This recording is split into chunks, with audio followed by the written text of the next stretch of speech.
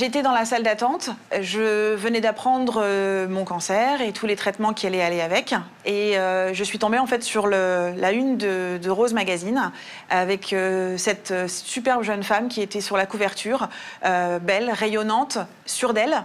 Et je me suis dit, waouh, moi c'est ça que je veux être comme elle. Effectivement, moi je suis une jeune femme qui lit beaucoup de magazines féminins et forcément dans tous ces magazines on ne se retrouvait pas. Et là, d'un seul coup, j'en avais un devant moi qui me parlait à moi. Et donc, je me suis inspirée de ce que j'ai vu dans les pages de Rose pour rester moi, quoi. Rose a été là tout le temps pour moi. Je l'ai partagé avec ma mère, ma grand-mère, qui l'ont lu aussi avec moi. Et effectivement, grâce à Rose, j'ai eu l'impression de faire partie d'un groupe. Je me suis jamais sentie seule. Je suis tombée malade en 2011, donc j'avais 21 ans. Ma maman m'a parlé de Rose Magazine et là, j'ai trouvé toutes les réponses que je cherchais. J'ai contacté Rose Magazine et hop, toute l'équipe m'a embarquée pour un shooting photo avec Patrick Swirk sur le thème Ma boule à zéro.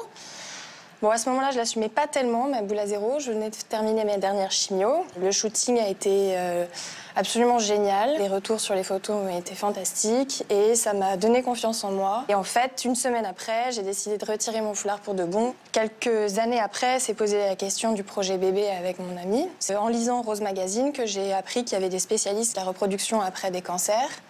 On en avait vaguement parlé à l'hôpital, mais sans plus. Et grâce à l'équipe, j'ai été mise en contact avec The spécialiste. Et voilà.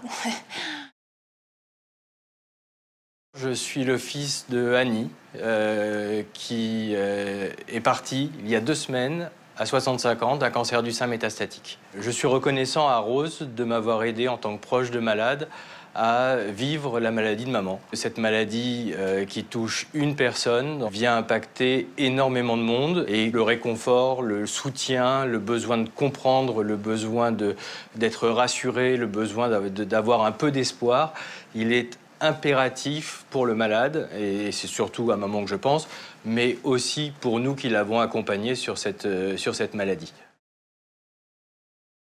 L'équipe soignante m'a donné les 3 premiers numéros de Rose Magazine.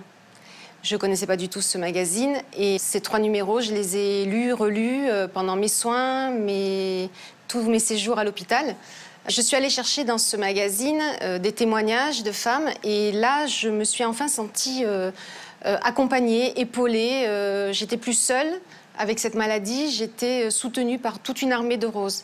J'ai eu en tout 9 opérations, 9 interventions chirurgicales et les numéros de roses m'ont pas quittée. Ils étaient dans ma valise, c'était comme mes doudous, quoi.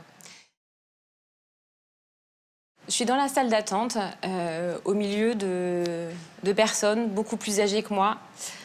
Ça me fait mal au cœur parce que je me dis que ma place, elle n'est pas ici, elle n'est pas dans un centre anticancéreux. Mon infirmière d'annonce me parle de la Maison Rose. Je rentre dans cette belle Maison Rose à Bordeaux, très cocooning, chaleureuse, étincelante, lumineuse, très jolie. Je suis avec 2 personnes jeunes mamans également. Un ouf de soulagement de me dire que je ne suis pas seule à être jeune maman, à avoir un cancer. Et j'ai rencontré ma super copine de nichon, Yasmine. Une super amitié est née.